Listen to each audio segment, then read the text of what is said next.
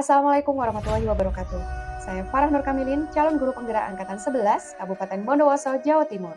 Kali ini saya akan memaparkan video aksi nyata saya, Modul 1.4 Penerapan Budaya Positif.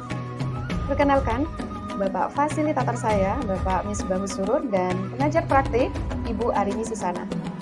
Sebelum saya melakukan diseminasi budaya positif, langkah pertama adalah membuat rancangan tindakan aksi nyata dengan berdiskusi dan meminta izin kepada kepala sekolah untuk melakukan diseminasi budaya positif kepada rekan sejawat. Selanjutnya, saya berdiskusi dengan para waka sekolah mengenai diseminasi atau menyebarkan pengetahuan tentang budaya positif kepada guru-guru, membentuk keyakinan kelas bersama, serta memantau dan mengevaluasi implementasinya. Tindakan ini bertujuan untuk menciptakan murid yang mandiri, percaya diri, dan bertanggung jawab sesuai dengan profil pelajar Pancasila. Mari kita simak video diseminasi budaya positif yang saya lakukan di sekolah SDIT Kuntum Insan Cemerlang, Bondowoso. Assalamualaikum warahmatullahi wabarakatuh. Waalaikumsalam warahmatullahi wabarakatuh. Yang terhormat Ibu Kepala SDIT Kuntum Insan Cemerlang, Bondowoso, Ibu Fatia Santri. Yang kami hormati rekan-rekan guru hebat yang juga berhadir pada pagi hari ini. Pertama-tama marilah kita mengucapkan syukur alhamdulillah karena berkat limpahan rahmatnya, limpahan hidayahnya, kita bisa berkumpul pada pagi hari yang cerah ini dalam keadaan sehat walafiat dan bahagia tentunya. Baik Bapak Ibu, pertama-tama saya ucapkan terima kasih banyak untuk kehadiran Bapak Ibu di sini sudah memenuhi undangan kami untuk diseminasi tentang budaya positif. Sebelum melanjutkan ke pemaparan materi, kita awali terlebih dahulu dengan bacaan basmalah dan salawat bersama-sama.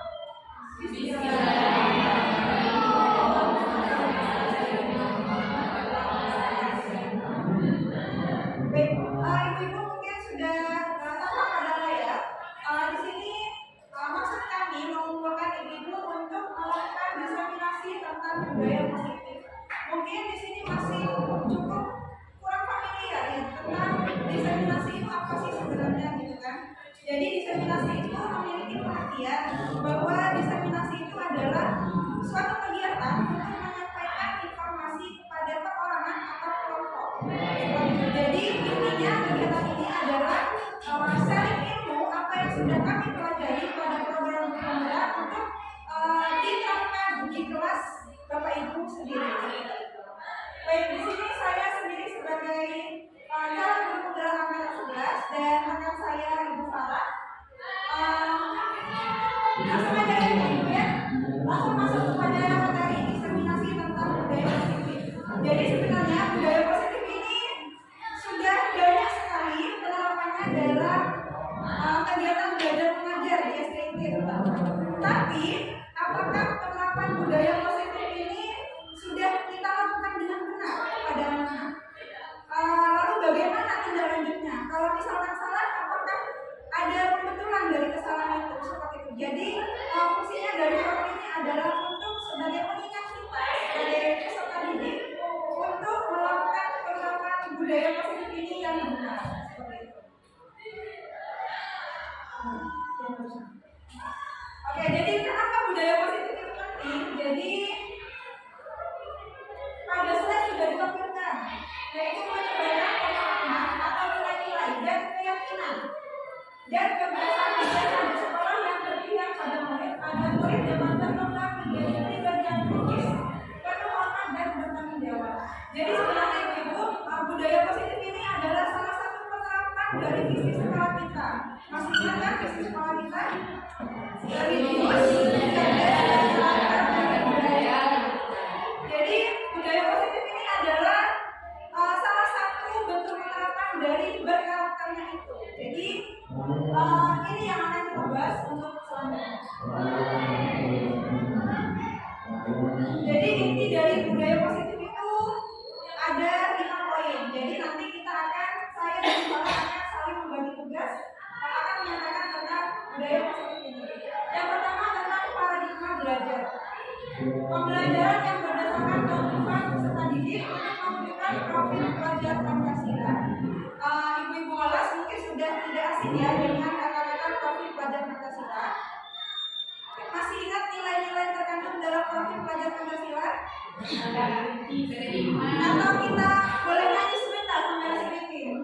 Boleh. Belajar Pancasila beriman dan berdakwah pada Tuhan Yang Esa dan berkala mulia untuk kepentingan global, mengorbankan diri, kreativitas dan kritis. Oke, terima kasih. Ada yang masih ingat alhamdulillah. Jadi tujuannya dibentuk budaya positif ini adalah agar anak-anak kita itu tertanam dari nilai-nilai yang tercantum dalam profil pelajar Pancasila. Itu tadi kan yang sudah kita nyanyikan ada 6 ya, dan itu sudah termasuk kompleks seperti itu. Lalu untuk yang kedua yaitu tentang disiplin positif. Ibu-ibu, kalau kita mendengar kata-kata disiplin, apa yang ada di pikiran ibu-ibu?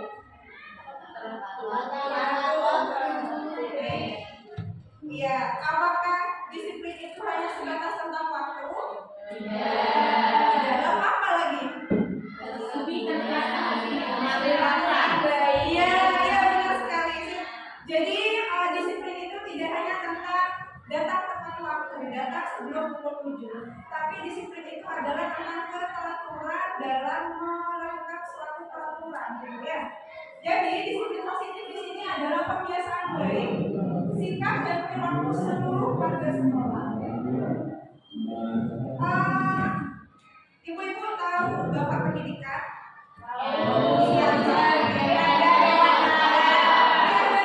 Jadi Tiada Dewantara itu pernah mengatakan bahwa di mana ada kemerdekaan dalam pembelajaran, dalam pendidikan, maka di situlah harus ada disiplin yang kuat. Jadi Tiada Dewantara itu mengatakan hal demikian. Jadi kalau ini pendidikan yang merdeka, maka di dalamnya harus ada pendidikan, harus ada disiplin yang kuat. Dan disiplin yang kuat ini sebenarnya harus timbul dari dalam diri. Jadi disiplin yang kuat ini sumbernya adalah dari diri kita sendiri, motivasi internal. Jadi gimana caranya kita harus memunculkan motivasi internal itu, seperti itu. Lalu keterkaitan disiplin positif dengan motivasi perilaku. Jadi motivasi perilaku itu dibedakan menjadi 3. Yang pertama yaitu tentang menghindari ketidaknyamanan atau hukuman. Contoh misalkan tadi pagi kita kan jam 7 nih, ya kan? Karena untuk menghindari hukuman atau menghindari ketidaknyamanan, akhirnya kita berangkat dari rumah kok. Aku mau berangkat jam 9 deh, biar nggak ada konsekuensi dari begitu. Itu yang pertama. Lalu motivasi yang kedua adalah mendapatkan penghargaan. Mendapatkan penghargaan di sini artinya, aku mau datang tepat waktu deh, biar nanti aku dibilang guru yang terdisiplin misalkan, guru yang terpandai seperti itu. Lalu untuk motivasi yang ketiga adalah untuk menjadi orang yang menginginkan dan menghargai diri sendiri. Nah, ini semoga ibu-ibu di sini selalu pada motivasi yang ketiga ini ya. Jadi intinya menghargai diri sendiri. Karena kita sebagai seorang pendidik, kita itu sebagai seorang guru, jadi kita itu adalah sadar untuk anak-anak kita. Kita itu adalah orang sadar yang dimana perkataan kita, tingkah laku kita itu dicontoh oleh peserta didik kita, gitu ya. Jadinya cara memunculkan motivasi itu ya memang dipaksa dulu dari diri kita sendiri. Kalau misalkan motivasi dari eksternal, dari orang lain, itu sepertinya tidak akan mempan untuk membangun disiplin positif ini. Selanjutnya yaitu tentang maksa disiplin. Jadi sebenarnya maksa disiplin ini ada 4. Ada hukuman, yang kedua ada konsekuensi, lalu ada penghargaan, dan nanti ada yang namanya restitusi. Jadi kita bahas satu persatu ya. Yang pertama adalah hukuman. Biasanya hukuman ini identik dengan hal yang negatif, gitu kan ya. Jadi sifatnya hukuman itu yang pertama adalah menyakitkan bagi korban. Entah itu hukuman fisik ataupun hukuman secara verbal berupa perkataan yang biasanya ibu-ibu nih sering terlontar begitu saja tanpa sengaja, tapi itu memberikan efek jangka panjang yang nggak baik buat anak-anak, menghasilkan trauma berkepanjangan ya. Lalu yang kedua, hukuman itu bersifat memaksa, lalu bersifat satu arah dan bersifat tidak terencana. Jadi bersifat satu arah itu artinya hukuman itu hanya guru aja tanpa ada kesepakatan dari guru dan murid. Jadi makanya disebut dengan yang satu arah dan bersifat tidak terencana. Jadi yang ada di pikiran berdiri di depan, ya udah dilakukan pada saat itu. Makanya tadi disebut dengan memaksa juga kan ya, seperti itu. Lalu yang kedua, konsekuensi. Nah kalau konsekuensi ini, di sini saya yakin pasti ibu sudah melakukan konsekuensi ini untuk penerapan di dalam kelas. Jadi konsekuensi ini sebenarnya adalah bentuk dari identitas sukses. Kalau hukuman itu adalah identitas yang gagal, jadinya kurang mendidik kepada murid seperti itu. Lalu konsekuensi sifat-sifatnya yang pertama adalah terencana dan sudah disepakati. Jadi sebelum kita membuat peraturan kelas, biasanya kita kan mengumpulkan dulu tuh anak-anak. Biasanya di awal semester kita kumpulkan, kita berdiskusi, sharing kepada anak-anak. Nah, kalau misalkan anak-anak tidak membawa buku, kira-kira konsekuensinya apa? Seperti itu. Kalau misalkan anak-anak terlambat datang, konsekuensinya apa? Nah, konsekuensinya biasanya didiskusikan dulu di antara kedua belah pihak, antara guru dan murid. Jadi akhirnya timbullah kesepakatan apa yang akan dilakukan ketika melanggar. Lalu yang sifat berikutnya adalah perlu monitoring dari guru diberikan berdasarkan data seperti itu. Lalu untuk konsep disiplin berikutnya adalah penghargaan. Jadi kalau penghargaan sebenarnya ini kita salah persepsi tentang penghargaan itu. Dimana menurut saya dulu penghargaan itu adalah sesuatu hal yang untuk menghargai apa yang sudah dilakukan seorang anak gitu kan ya. Tapi sebenarnya penghargaan itu sama halnya seperti hukuman. Penghargaan itu tidak efektif gitu kan. Jadi penghargaan itu tidak efektif. Misal dalam suatu pembelajaran kita menerapkan bermain game misalkan, dan poin tertinggi dari game itu nanti kita akan dapat poin bintang, stiker bintang misalkan. Dikatakan tidak efektif apabila anak-anak itu enggak, yang didapat cuma stiker aja, aku nggak dapat apa-apa. Nah, jadi seperti itu, tidak efektif. Lalu merusak hubungan, ini biasanya terjadi sakit penyakit hati. Ya, lanjut ke materi berikutnya, yaitu tentang kebutuhan dasar manusia. Jadi kebutuhan dasar manusia itu ada 5. Yang pertama bertahan hidup, lalu ada kasih sayang, ada rasa diterima, penguasaan, kebebasan dan kesenangan. Yang pertama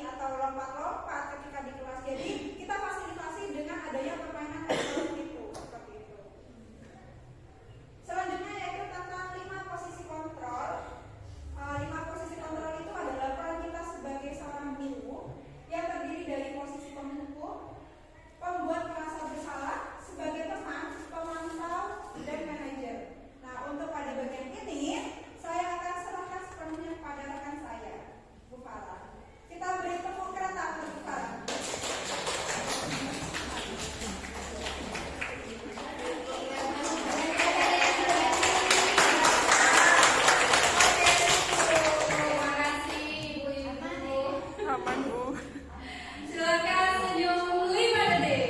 1, 2, 3, 4, 5. Tepuk tangan. Nah, tadi yang kita lakukan adalah memenuhi kebutuhan dasar akan kasih sayang ataupun juga kesenangan. Oke, dalam penerapan disiplin positif restitusi ada program yang dikembangkan, yaitu adalah 5 posisi kontrol guru. Di manakah peran kita sebagai guru berada? Nah, pengertian dari posisi kontrol, proses perjalanan pendidik agar dapat mengenali dirinya. Dalam posisi mana saya berada, atau dalam posisi mana saya harus menempatkan diri. Ada apa saja? Yang pertama adalah posisi menghukum, di mana ciri-cirinya adalah suka menghardik, membentak, dan bernada tinggi. Contohnya apa? Seperti tadi. Dari mana? Kenapa kok terlambat? Kenapa tidak bawa buku? Dengan berkaca pinggang. Kamu ini sudah berapa kali ya? Berapa kali ibu guru bilang? Sekarang berdiri di depan. Nah, sampai akhirnya ada dampak yang sangat tidak baik dalam diri murid tersebut. Yang pertama itu murid akan merasa dendam. Pasti, karena namanya dibentak, namanya diberi hukuman, itu akan menyakitkan dan itu akan dibawa dan dirasakan sampai hari-hari berikutnya. Yang kedua, dampak yang akan dirasakan kalau posisi kita sebagai guru yang menghukum itu adalah rasa tidak senang dari murid tersebut. Mungkin murid tersebut itu akan takut kepada kita, tetapi karena itu mereka tidak akan senang dan dia itu pasti akan, enggak, aku enggak mau sama guru yang itu, aku enggak suka sama guru yang itu, enggak suka, pelajarannya sulit, pelajarannya susah. Nah, itu adalah posisi-posisi yang harus kita jauhi. Yang kedua, sebagai pembuat merasa bersalah. Nah, kalau yang ini berbicaranya itu nadanya ramah, nah, tenang, lemah lembut, biasanya seperti itu ya. Tapi kata-katanya itu menyalahkan murid dan merasa gurunya yang paling menderita. Aduh anak, Salihah, kamu kenapa seperti ini? Kamu udah kasihan tak sama bu guru? Nah, itu adalah posisi sebagai pembuat merasa bersalah. Adakah ibu-ibu yang di sini merasa posisinya? Oh, ada. Biasanya dampak yang terjadi pada murid itu adalah minder. Anak itu akan minder dan murid itu susah sekali untuk didekati. Kenapa? Karena dia merasa, anakku ini salah, aku tidak bisa membahagiakan ibu guru, aku tidak bisa membahagiakan orang tua. Itu yang akan terjadi. Akhirnya apa? Murid-murid tersebut menarik diri dari lingkungan akhirnya. Jadi mereka itu khawatir kalau dirinya menjadi beban. Itu ibu. Selanjutnya adalah posisi sebagai teman. Nah, kalau di sekolah kita banyak sekali bapak ibu guru itu yang posisinya sebagai teman. Yang saya tahu, yang saya perhatikan itu adalah Pak Heru. Nah, Pak Heru itu sangat humble sekali sama anak-anak sampai dipeluk seperti itu ya. Terus cenderung sudah gurau. Jadi ketika menanyakan itu sambil diam-diam, ketawa-ketawa. Kamu ini kalau terlambat itu, ya sampaikan dulu sama Pak Guru. Ya sudah, kamu kembali ke kelas dulu ya. Oke, besok jangan terlambat lagi ya. Oke, terus. Nah, seperti itu. Kalau kita posisinya sebagai teman. Selanjutnya, sebagai pemantau. Nah, kalau yang sebagai pemantau itu biasanya cenderung kata-katanya itu datar, itu saja. Kalau ada ya. Jadi tidak emosi, tidak bersenda gurau, dan hanya mengidentifikasi dari data. Misal, kamu ini sudah terlambat 4 kali ya. Kuranis bukan itu, kuranis. Kamu mau masuk sekarang? Sudah tahu konsekuensinya? Apa itu? Disuruh keliling? Iya. Mengukur Ada yang datang, dan senyum, dan apa ya, sebenarnya mereka dia tidak emosi seperti itu, hanya mengandalkan data.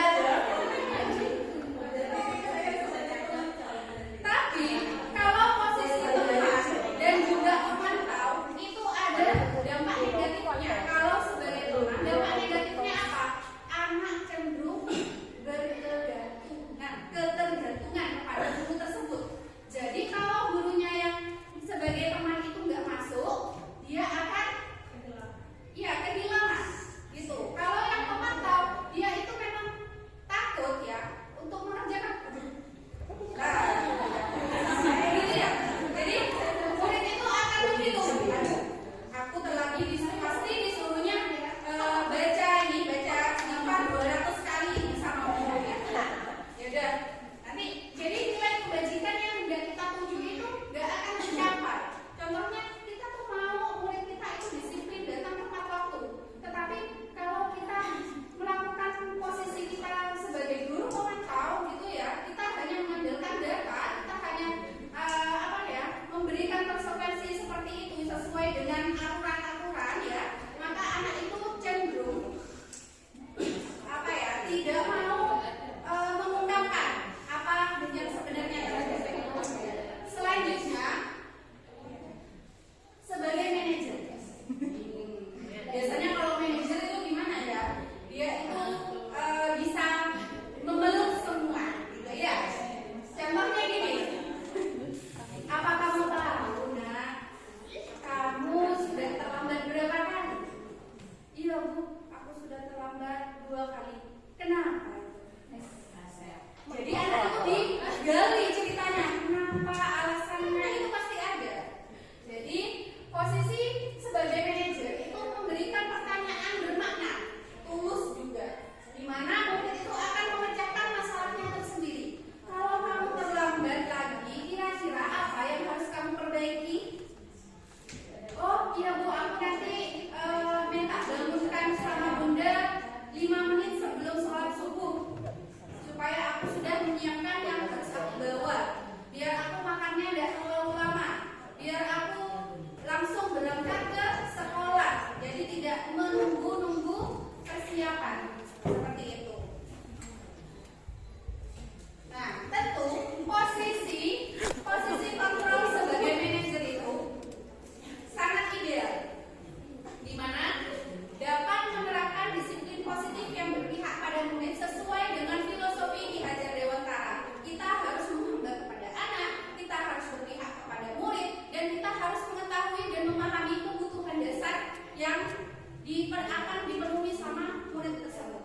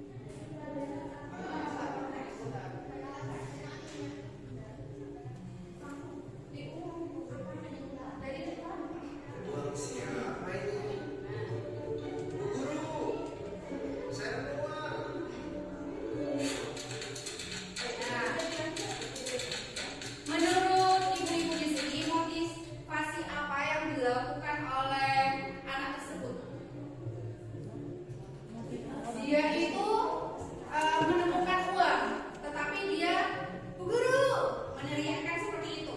Kira-kira motivasi apa? Apakah dia ingin mendapatkan penghargaan atau mendapatkan pujian atau bagaimana menurut ibu-ibu? Tulus. Jujur, ya. Sebenarnya kalau dilihat dari anak-anak gitu ya, mungkin mau mengambil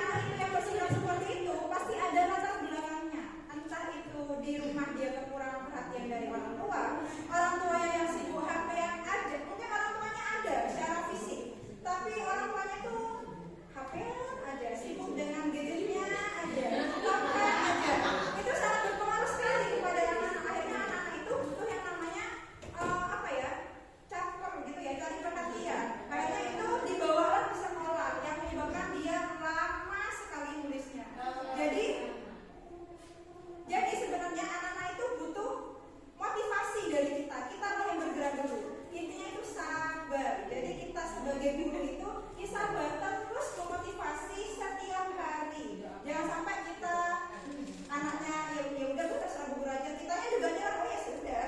Jadi kan nggak ada hasilnya gitu kan. Mereka lulus dari sini apa hasilnya gitu kan.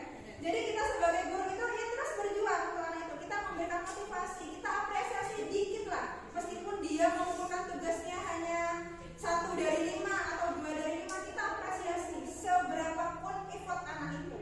Seperti Maka itu. yang diapresiasi sebenarnya bukan hasilnya ya, Tetapi proses.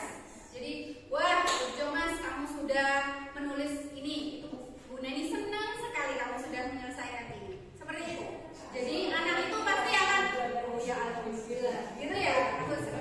Jadi gurunya itu mau merangkul dia yang ketinggalan istilahnya seperti itu. Oke, jadi tambah lagi Bu Nani, mungkin posisikan Bu Nani sebagai posisi kontrol teman di situ.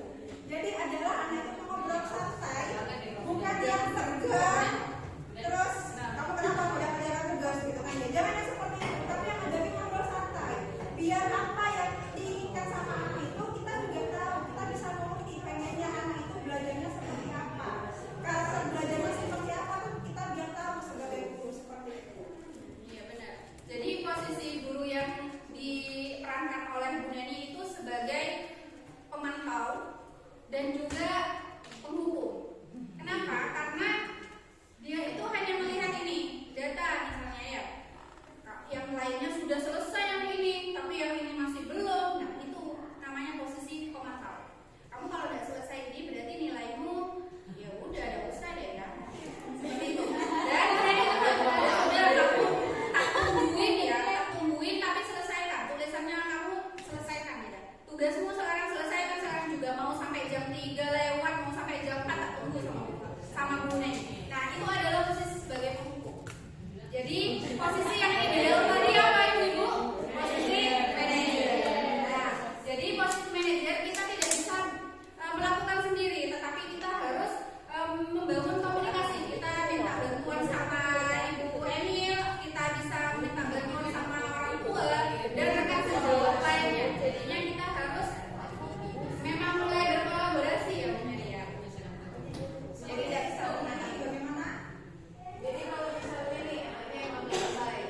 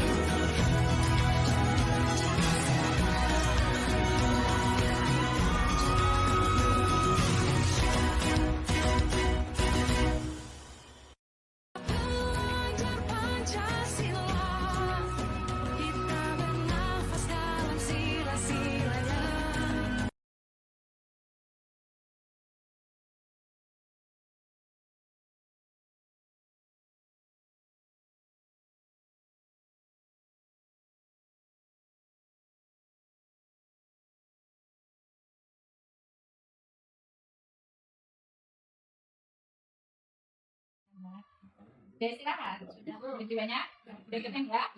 Kenapa Mbak Seza dipanggil ke sini?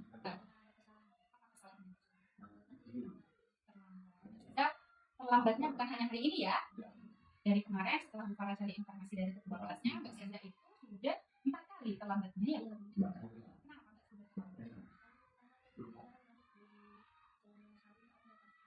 Ini di Wonosari, karena jauh ya, di Sukosari. Tadi terlambat sudah 4 kali, berarti dari minggu awal masuk Mbak Seza sudah terlambat. Jadi kesiangan ya berangkatnya. Tadi Mbak Seza rumahnya di Sukosari, jauh ya. Biasanya ke situ antar siapa? Naik apa? Naik mobil. Berangkatnya jam berapa biasa? Jam 6. Kenapa kok bisa terlambat ya? Bangun kesiangan, terus macetnya di pasar Wonosari tadi itu ya? Ya. Udah. Kalau orang tuanya gimana?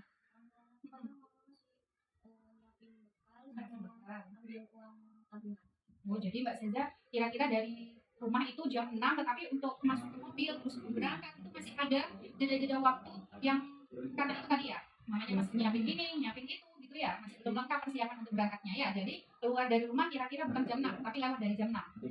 Terus macet di Pasar Wonosari ya, karena memang di situ jalurnya rame ya, karena di situ jalur rame bikin kalau misalnya kita berangkatnya kurang pagi, kita juga akan terlambat. Nah, Mbak Seza, kalau terlambat itu kan ada ya aturannya apa itu? Pelanggaran.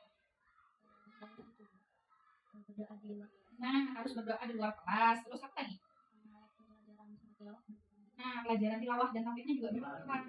Jadi kalau misalnya Mbak Seza terlambatnya beberapa kali, maka Mbak Seza harus mengulang doanya di luar. Ya, itu hal yang tidak baik ya sebenarnya. Nah, untuk selanjutnya masih ingat itu keyakinan kelas kita harus hadir tepat waktu.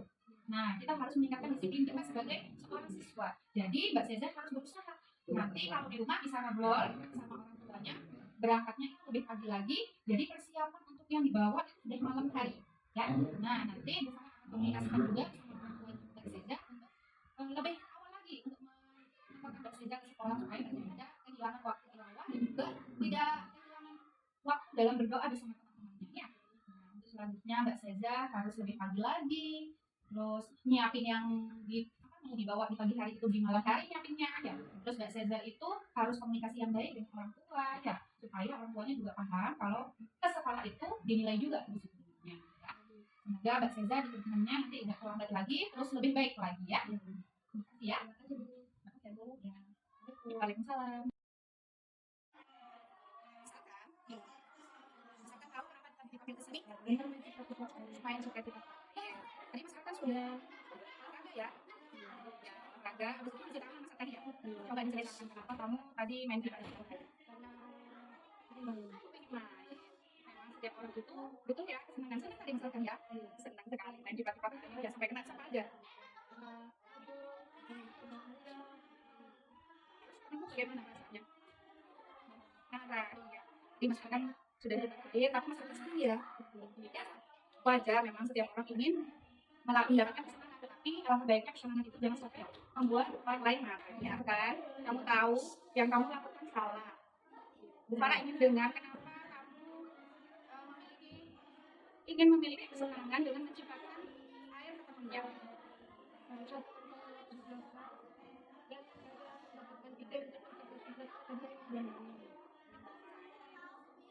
Kira-kira masih ingat keyakinan kelas kita? Apa ya maksudnya? Dilarang mengisi orang lain. Kita harus menghormati orang lain. Kita juga harus berlaku tertib. Nah, kira-kira untuk selanjutnya apa yang bisa kamu lakukan untuk memperbaiki kesalahan kamu?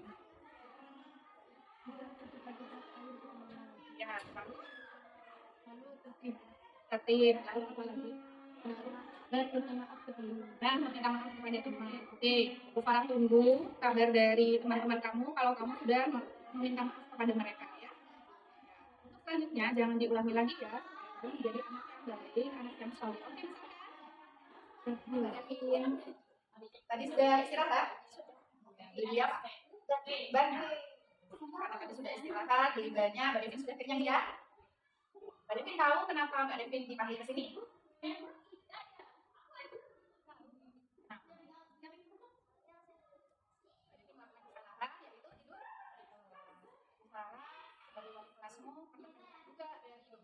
mapel lainnya kita masuk kelas di jam keempat kelima itu biasanya Mbak Devi tiba-tiba tertidur ya.